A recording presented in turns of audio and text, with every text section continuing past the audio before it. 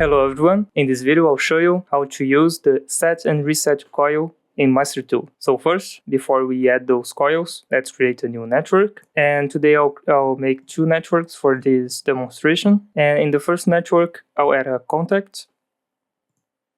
And now to add the set coil, I'll go into this vertical toolbar right here and select the set coil. And for the second network, I'll add a contact and the reset coil.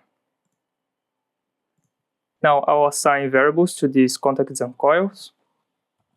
So for this one I use input 10 and for this one input 11.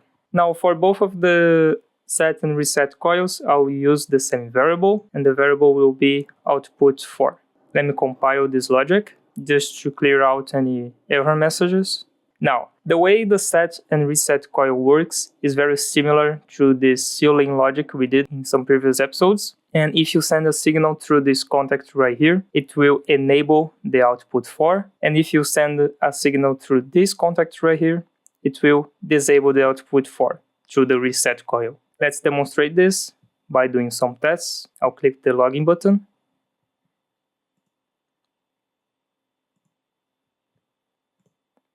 Put the controller on run mode. Okay. Now I'll write a value to the input 10.